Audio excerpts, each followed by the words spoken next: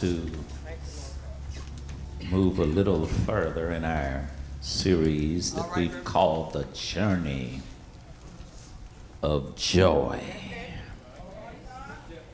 The Journey of Joy. If you'll open your Bibles again to Philippians chapter 2. Thank you, ushers. You may be seated.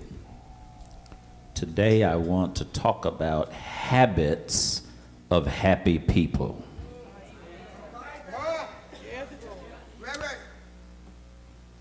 We hold these truths to be self-evident, that all men are created equal, and that they are endowed by their Creator with certain unalienable rights, and that among these are life, liberty, and the pursuit of happiness.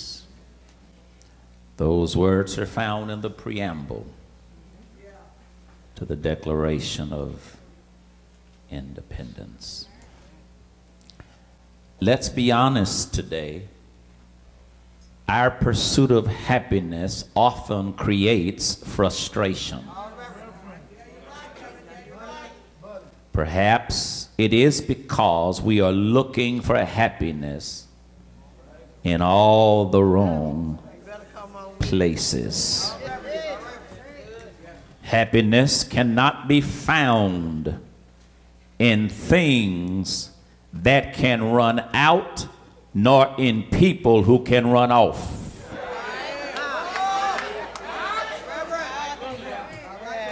Happiness has nothing to do with what we have, drive, or wear. Some of the world's most miserable people have diamonds, dollars, and degrees.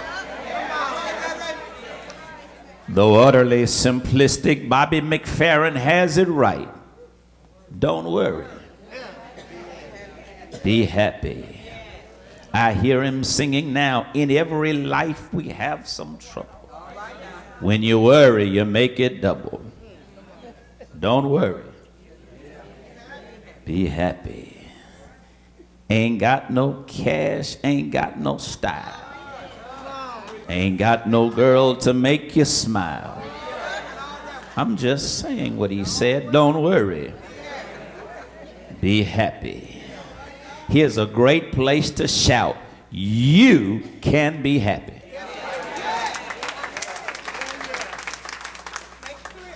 I said you can be happy. Will you help me help the people around you?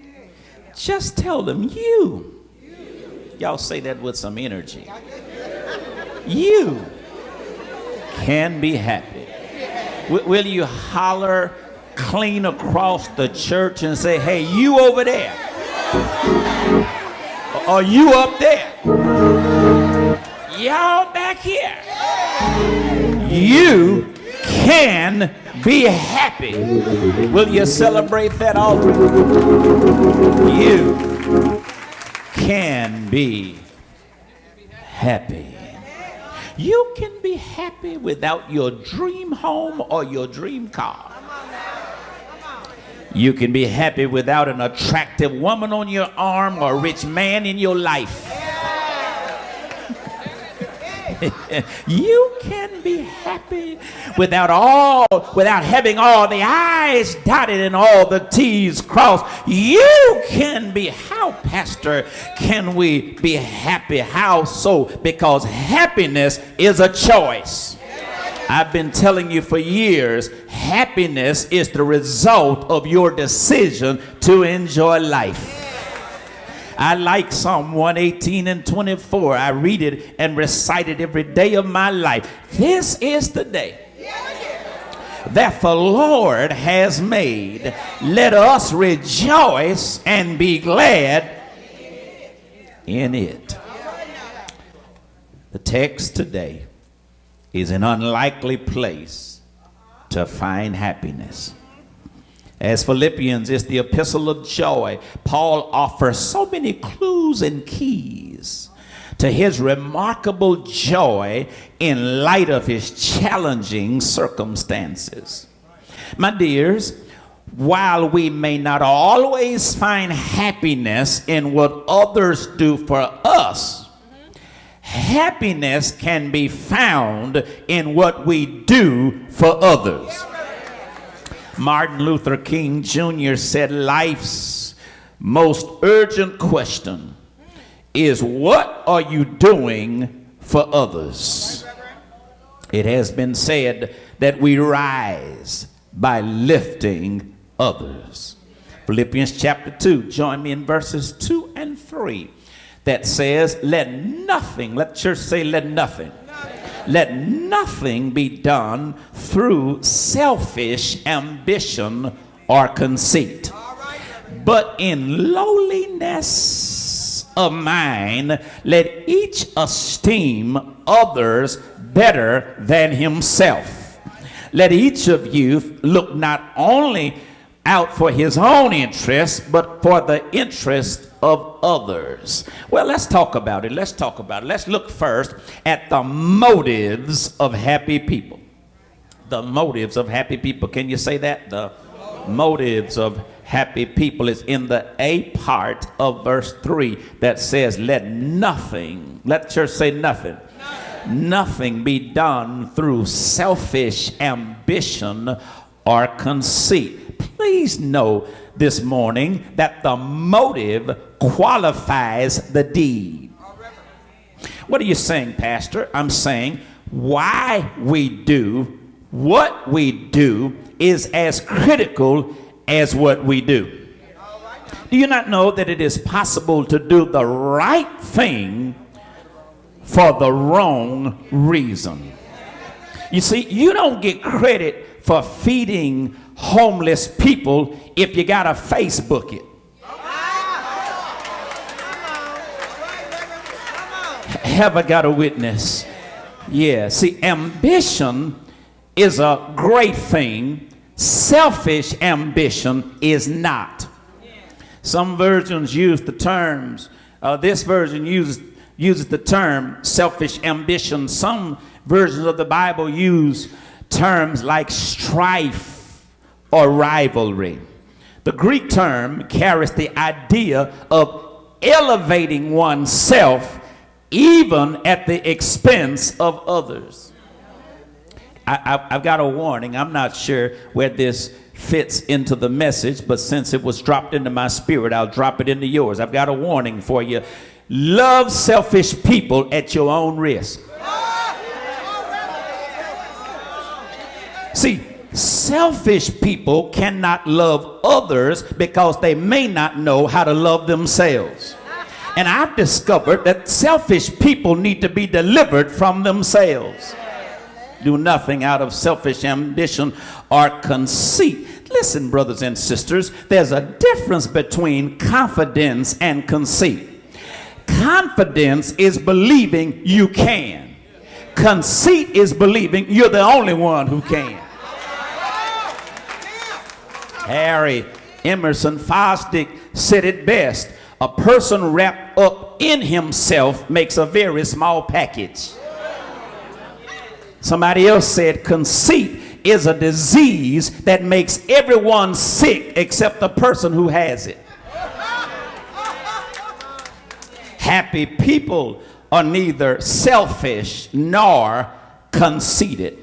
We've talked about the motives of happy people. Let's look now at the mindset. Can you say that? The mindset of happy people. Look at the B part of verse 3. In lowliness of mind. Lowliness of mind. It's underlined because that's humility.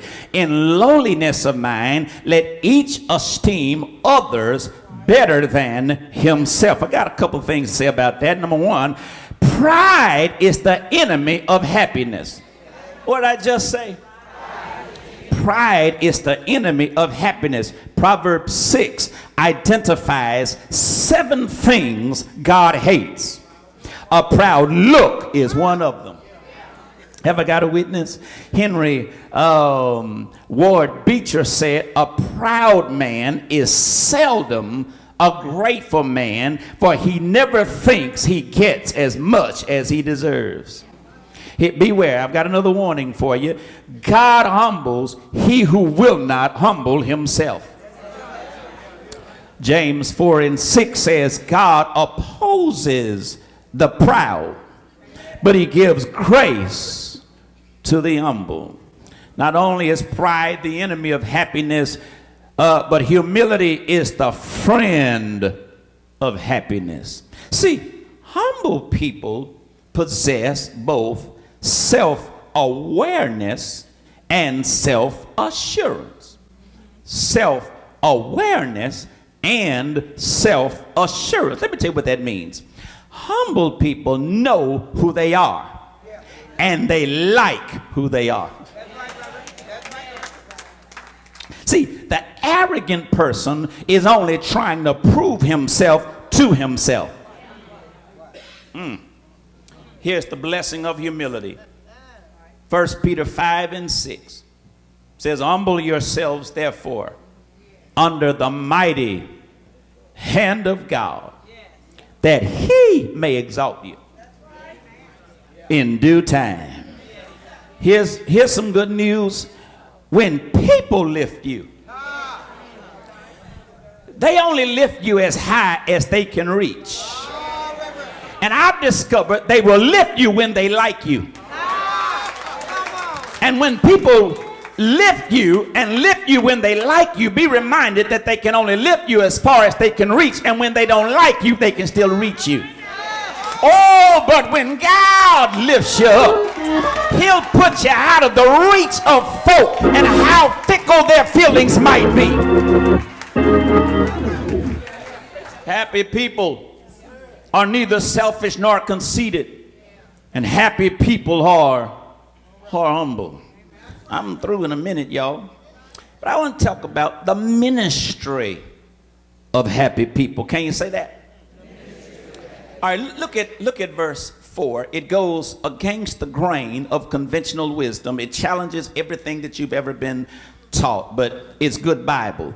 Verse 4 says, let each of you look out not only for his own interest, but also for the interest of others.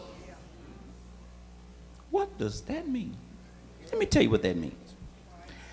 That means open the door for other people, even if you never get to walk through it.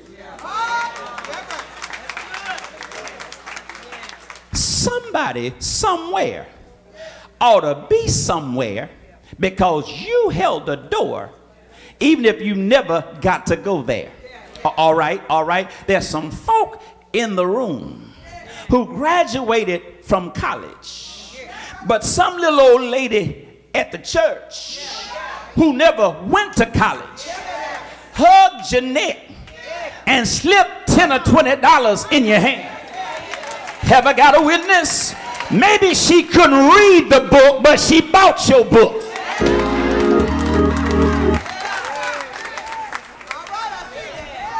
It's to open the door, even if you never get to walk through the door. I've been looking all week, trying to find the name, and maybe somebody here knows, trying to find the name of the man who was the head football coach at Grambling before Eddie Robinson. I've been trying to find his name. I don't know his name. I almost drove down there to find out. But I don't know his name. But let me tell you what he did, James. When he met Eddie Robinson, he went to the president and said, he can do a better job than I'm doing. You know Eddie Robinson, but you don't know the name of the man who gave up his job so Eddie Robinson can have a job. That's what it means. Open the door, even if you never get to walk through that door. Now there's a song on the FM station. I don't know who sings it, but I'm going to baptize it. And I'm going to ask you, what have you done for others lately?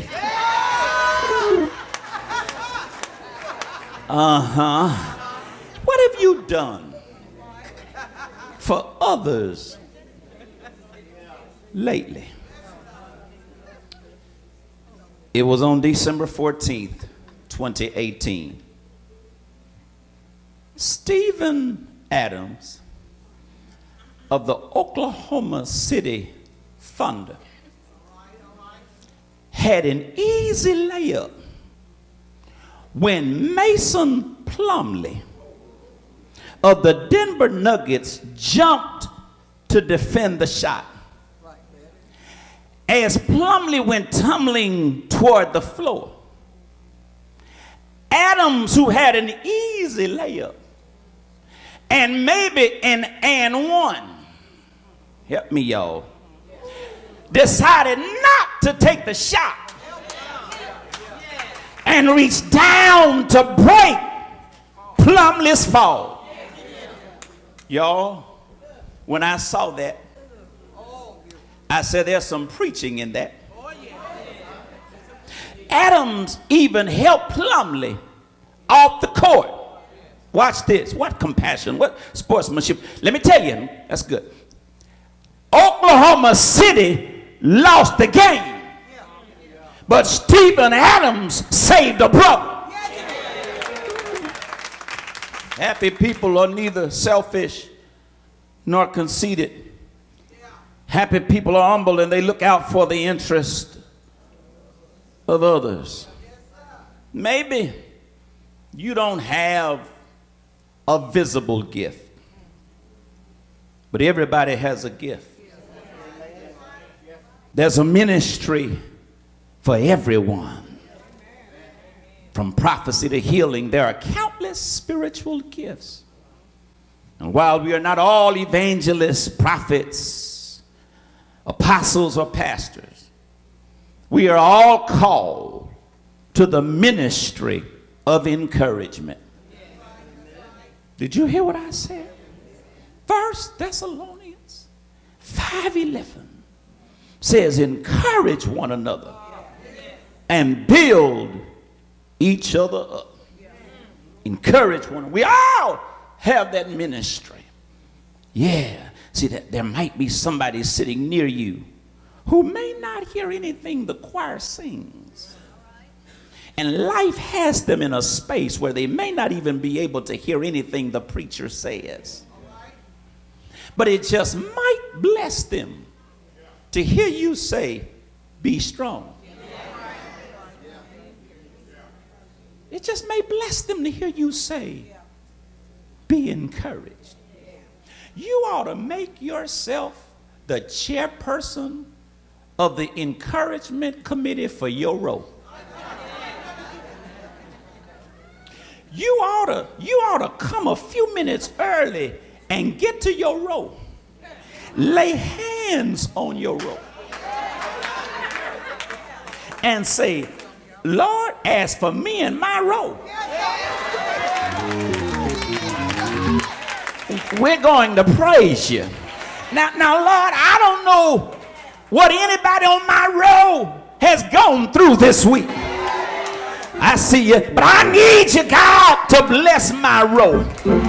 I don't know why she ain't smiling on the other end of this row, but God, I need you to help her to understand that the Lord will make a way somehow. I know He's all right.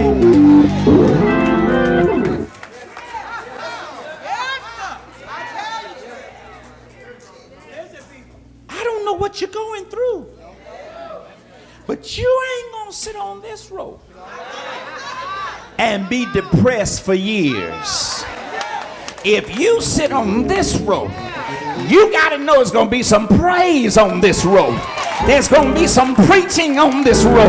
There's gonna be some encouragement on this row. Maybe I don't know why you aren't smiling, but I'll smile for you. I don't know what's going on in your life, but be strong and be encouraged. Be not dismayed. Whatever betides you, God will.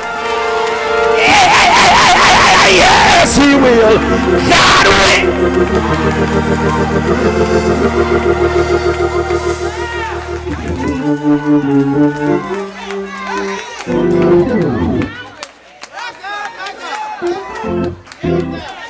You ought to just tell them, baby, I've been praying for y'all. Look, I don't know all the members of Peaceful Rest. That's what you ought to say. But the ones who sit on this row, I'm going to call their name. I don't know what Pastor Chalk needs, but you know. I don't know what Pastor Chris needs, but I know you got it.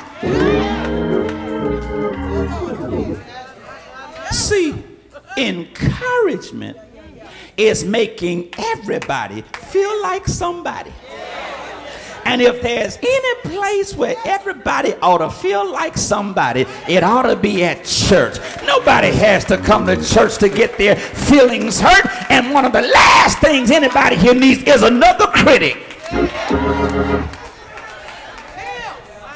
Encouragement brings out the best in every person. Have I got a witness? Encouragement makes the best of every situation. There's a line in one of the songs that we often sing that simply says, as I minister to you.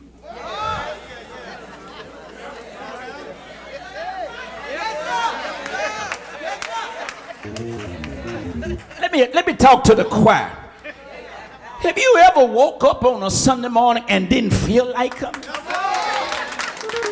You didn't feel like coming to rehearsal. You didn't feel like coming to church. Your black dress wasn't clean, but some way, somehow, you mustered up the strength to get out here to the house of prayer. I ain't feeling like it today, but the Lord put a song in your heart, and while y'all gonna help me or look at me, and while you were singing that song, something got a hold of you, and as you were ministering to other people, you are ministering unto yourself.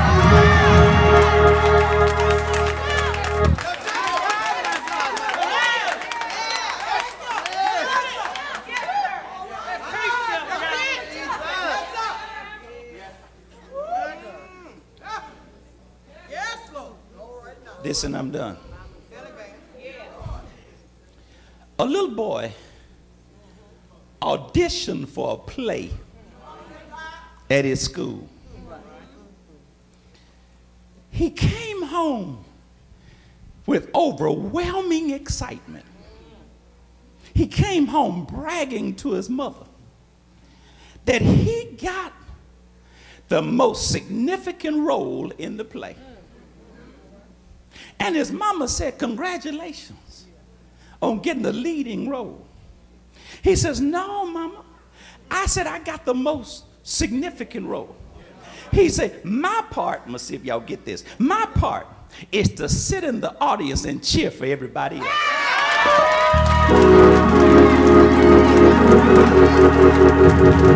Where are the people in the house who can cheer for what God is doing in the life of somebody else? You didn't win the election, but you can praise God for who did. You ain't got your breakthrough yet, but you can shout for the people who got their breakthrough. Will you shout for somebody else? Will you praise God for somebody else? I don't know whose new car that is on the lot, but since you've been praying for a car, act like it's yours.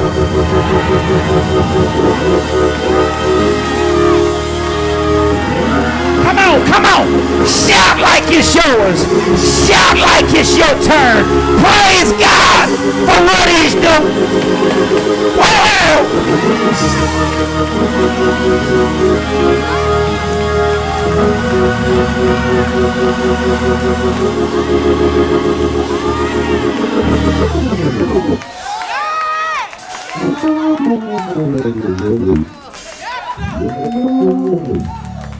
Praise God for what he's doing. in the life of somebody else. Maybe you ought to fall on your knees and, Lord, if you did it for her, you can do it